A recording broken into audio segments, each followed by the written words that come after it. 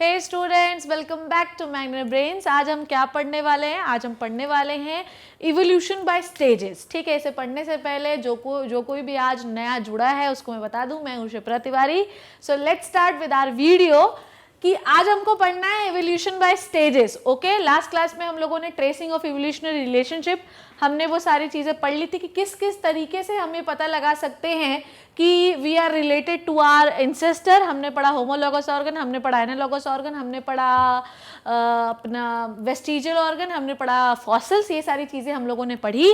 आज आपको पढ़ना है कि किस तरीके से स्टेज बाय स्टेज इवोल्यूशन हुआ है, वो सारी चीज़ें। तो evolutionary changes are fundamental characteristics of the living organism. It means that the similar looking structure may have the different ancestor designs. ठीक है, अब आपको समझना है कि मैं तो बेस्ट एग्जांपल लूंगी आंखों का। जैसे आंखें हमारे पास भी, आंखें मछली के पास भी, आंखें मगरमच्छ के पास भी हैं, आंखें जो हैं भैंस के पास भी, गाय के पास भी है, सबके पास है। तो ये बताना है हमको कि सबके पास आंखें तो हैं पर उनके बॉडी डिज़ाइन अलग अलग हैं, उनके एंसेस्टर अलग अलग। बिल्ली का एंसेस्टर इंसान तो होगा नहीं, बिल्ली का एंसेस्टर जो है तो बिल्ली ही होगी। तो बहुत सारे फीचर आपकी बॉडी में ऐसे होते हैं जो सबके जैसे मिलते हैं पर आपके पूर्वज वो नहीं है जो उनके हैं।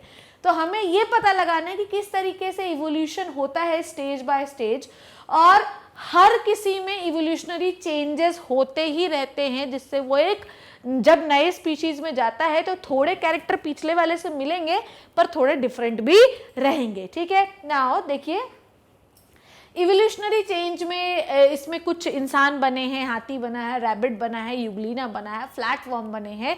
इन सब में क्या संबंध है वो भी आपको देखना है। चलिए देखें, सबसे पहले इवोल्यूशन बाय स्टेजेस मतलब हमें ये देखना है कि किस तरीके से आंखों का इवोल्यूशन हुआ है। ठीक है, सबसे बेस्ट एग्जाम्पल मैंने आपको शायद एसेक्सुअल रिप्रोडक्शन में प्लेनेरिया के बारे में पढ़ाया भी था, और शायद मैंने तब भी बताया था आपको कि eyes of insect, octopus and vertebrates have similar look but different structure and must have the separate evolutionary origin और डिफरेंट एंसेस्ट्रल डिजाइन। ठीक है, अब समझना, eyes of insect, eyes of octopus and eyes of vertebrate, ये देखने में भले ही एक जैसी लगे पर इनके एंसेस्टर और इनकी डिजाइन बिल्कुल अलग अलग होती है।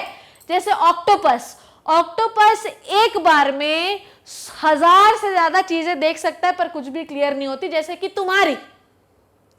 तुम एक बार में एक ही चीज देखते हो पर सारी क्लियर होती हैं। इंसेक्ट को कलर्ड विजन दिखाई देता है, तो सबकी आंखें एक जैसी दिखाई देंगी पर सबके एंसेस्टर अलग अलग हैं।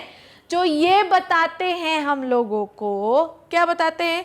जो ये बताते हैं कि इंसेक्ट पहले आया, फिर ऑक्टोपस आया और फिर इंसान आया। ठीक, तो इंसेक्ट जो था उसका विजन उतना क्लियर नहीं था, ऑक्टोपस को विजन थोड़ा अच्छा क्लियर दिखने लगा, मतलब बहुत सारी चीजें एक बार में देखता था पर कुछ भी क्लियर नहीं थी, जो कि मोलस्का का एक प्राणी है। जब हम वर्टिब्रेट में आए जिसमें मछली, इंसान ये सब आते हैं, उनमें बढ़िया आंखें दिखी और सबको क्लियर दिखाई दिया।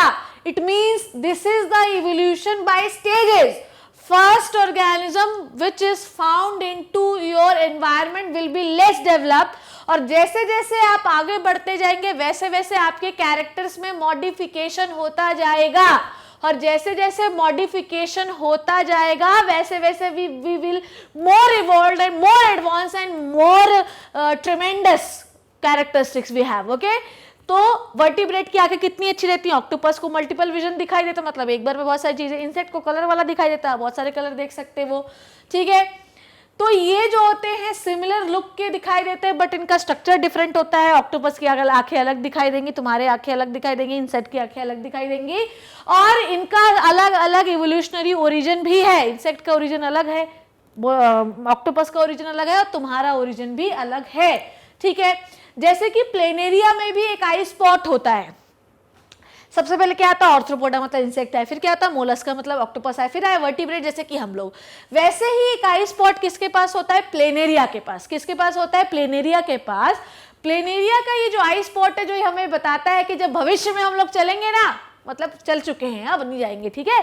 तो जैसे जैसे हम आगे बढ़ेंगे ना वैसे वैसे आंख सिर्फ यहीं बनेगी, आंख पीछे नहीं बन सकती है कि जो लोग ये सोच रहे हैं आंख यहाँ भी बना सकते हैं क्या, नहीं। इवोल्यूशन के दौरान प्लेनेरिया का ये जो आई स्पॉट है ये हमें ये बताता है कि आगे चल के हमारा आई स्पॉट यहीं बनेगा, ठीक, यहीं बनेंगे आंखें, यहां नहीं बन सकती, यहां नहीं बन सकती, ठीक है। पर ये जो प्लेनेरिया की आंखें थी ये देख नहीं सकती थी, पर इसे हम आई स्पॉट कहते थे क्योंकि जैसे ही लाइट पड़ती थी प्लेनेरिया तिलमिला जाते थे और वहां से भाग जाते थे। This method I was explain in the asexual reproduction, ठीक है। तो तिलमिला के भाग जाते थे, that is why the eye spot of the planaria is called as rudimentary eyes. They have eye spot but it is not functional, that is why rudimentary eye can be useful in the some extent. So the rudimentary eye will explain us that the eye is always formed into your head, then after the some development the eye is found in the insect, after the some development it is more developed eye is found into the octopus, and the most developed eye is found in the vertebrate like us. तो ये क्या बता रहा है कि जैसे body तो evolve होती ही है आई स्टेज बाय स्टेज, उसमें एक बेस्ट एग्जांपल हम लोगों ने लिया आई का, ठीक है। तो आई भी stage by stage he develop हुई है। Now let's talk about the feathers, ठीक है। मैं आपको डायनासोर का एक बहुत अच्छा एग्जाम्पल सिखाती हूँ, ये बताती हूँ, ठीक। इस अर्थ में बहुत सारे डायनासोर थे बेटा, बहुत सारे, पर पहले क्या था कि पहले जो है तो डायनासोर के पास पंख भी थे, ऐसा ना समझें कि पंख नहीं थे, डायनासोर के पंख भी थे, पर वेट बहुत ज़्यादा होता था इसलिए वो उड़ नहीं पाते थे। इसलिए उन पंखों का इस्तेमाल किस लिए करते थे, वो इंसुलेशन मतलब सुरक्षा के लिए, ठंड से बचने के लिए। बट जैसे जैसे समय आगे बढ़ता गया उनके जो फेदर थे वो और ज़्यादा डेवलप हो गए, वेट कम हो गया, तो उन्होंने उड़ने की कोशिश की, पर वो अच्छे से अभी भी नहीं उड़ पाते थे क्योंकि वेट बहुत ज़्यादा था। वेट और कम हुआ तो फेदर और डेवलप हुए, मसल फेदर की और डेवलप हुई और वेट कम हो गया and they will converted into the birds. It means कि फेदर का भी इवोल्यूशन हुआ है। पहले फेदर आपको प्रोटेक्शन देता था, बाद में डेवलप होते होते फेदर आपको फ्लाइंग की कैपेसिटी देने लगा। इट मीन्स कि birds are develop from the reptiles because dinosaurs are reptiles, isn't it, ठीक है। तो बर्ड्स रेप्टाइल से डेवलप हुए हैं और बर्ड से हम डेवलप हुए हैं। It means we are ancestor is also reptiles. तो हमारे भी एंसेस्टर कौन हो सकते हैं, reptiles. Like the function of feathers was insulation, the insulation cold weather. Later feather might prove to be useful in the purpose of flight. ठीक है, तो these are the different of feathers, different types of feather जो कि अलग अलग form में काम करते हैं। तो पहले डायनासोर में जो फेदर हुआ करते थे वो क्या करते थे, इंसुलेशन देते थे, बाद में कैसा करने लगे, उड़ने में मदद करने लगे। तो ये क्या है बेटा, इवोल्यूशन ही तो है। तो हर चीज का इवोल्यूशन ऐवे नहीं हो जाता बेटा कि ऐसा आज फेदर ऐसा था कल डायनासोर उड़ने लगे, ऐसा कभी नहीं होता है। हर चीज का इवोल्यूशन छोटे छोटे स्टेजेस में होता है, ठीक है, हर छोटे छोटे सीक्वेंस में होता है और फिर बाद में चल के वो बहुत बड़ा हो जाता है, ठीक। तो आई का पढ़ा हमने, अपन ने किसका पढ़ा, अपन ने पढ़ा फेदर का पढ़ा। अब हम लोग पढ़ते हैं इवोल्यूशन बाय स्टेज में कैबेज का, ये मैंने आपको पहले भी पढ़ाया है, ठीक है। कैबेज का जो इवोल्यूशन है वो अपने आप में बहुत इंटरेस्टिंग है, बहुत बहुत बहुत इंटरेस्टिंग है, ठीक है। कैसे कि जो वाइल्ड कैबेज था, मैंने वाइल्ड मस्टर्ड बताया था, वाइल्ड कैबेज को जब हम आर्टिफिशियली सिलेक्ट करते हैं बाय द आर्टिफिशियल सिलेक्शन, तो अगर हमको चाहिए फ्लैश पार्ट, ठीक है, अगर हमको वाइल्ड कैबेज का अगर हम लोग डायग्राम देखें, so this is the wild cabbage. Wild cabbage जो होता है, अगर हमको लीफी पार्ट चाहिए है तो हम इसको किसी लीफी वेजिटेबल के साथ फ्यूज़ कराएं और फिर कुछ समय के बाद लीफी वेजिटेबल्स के साथ फ्यूज़ कराएं और कुछ समय के बाद हमको एक नए टाइप की लीफ मिलेंगी जिनको आप कहते हैं केल। अगर हमको इसका फ्लावर, हम चाहते हैं कि हमें ऐसा एक फ्लावर मिले जो कि इसके जैसा टेस्ट हो पर दिखे गोभी जैसा, तो हम लोगों ने क्या किया कि इसके फ्लावर को किसी दूसरे गोभी जैसे दिखने वाले फ्लावर के साथ फ्यूज़ किया, तो कलर और टेस्ट किसका आ गया, इसका आ गया, और टेक्सचर किसका आ गया, उस गोभी जैसे दिखने वाले प्लांट का। अब हम ये चाहते हैं कि ये जो लीव्स हैं ये बिल्कुल ऐसे बंधी बंधी हो, तो क्या करें हम लोग, तो हम लोग करेंगे कि इसे किसी ऐसे प्लांट के साथ फ्यूज कराया जाए जो कि बिल्कुल लीफी हो और बंधा हुआ हो। तो क्या मिल गया आपको, कैबेज मिल गया। हम किसी सेम कलर वाले ऐसे ही कैबेज जैसे दिखने वाले के कैरेक्टर के साथ या प्लांट के साथ फ्यूज कराएं तो हमको रेड कैबेज मिला। ऐसे ही हमको एक स्टेराइल फ्लावर चाहिए तो हमें एक ऐसा ही प्लांट लेना पड़ेगा जो कि गोभी जैसा दिखाई देता है, तो कुछ समय के बाद हमको गोभी मिल गई। तो वाइल्ड कैबेज से ही ये सारे जो खाने की चीज़ें हैं ये मिलती है, like broccoli is a flower, kale is a leaf, cabbage is the stem, red cabbage is a stem and the cauliflower is the sterile flower। ठीक है, तो वाइल्ड कैबेज के आर्टिफिशियल सिलेक्शन से मतलब आपको लीफी चाहिए तो लीफ वाले वेजिटेबल से फ्यूज करिए, आपको चाहिए कि फ्लावर मिले तो फ्लावर वाले जिसका फ्लावर ऐसा दिखता है उससे फ्यूज करिए। तो this is called as artificial selection. आपको दो कैरेक्टर वाइल्ड कैबेज से फ्यूज करना है, जो जो कैरेक्टर आपको चाहिए वाइल्ड कैबेज से फ्यूज करते जाइए। This is called as hybridisation, मैंने आपको पहले भी पढ़ाया है तो कोई इसमें कंफ्यूजन वाला हिस्सा नहीं होना चाहिए बेटा। तो cabbage, selection of flashy terminal bird and short distance between the leaves. ठीक है, तो अगर आपको कैबेज बनाना है तो हमको कैसा प्लांट लेना पड़ेगा, ऐसा प्लांट लेना पड़ेगा कि जिसकी बर्ड मतलब कली जो है वो नीचे की ओर लगती हो और उनकी पत्तियों के बीच में डिस्टेंस कम हो, तभी तो वो कैबेज जैसा दिखाई देगा। किससे फ्यूज करना है, वाइल्ड कैबेज से। अगर हम चाहते हैं कि कोलराबी चाहिए तो हमें एक ऐसे स्टेम के साथ वाइल्ड कैबेज को फ्यूज करना पड़ेगा जिसका स्टेम फ्लैशी हो।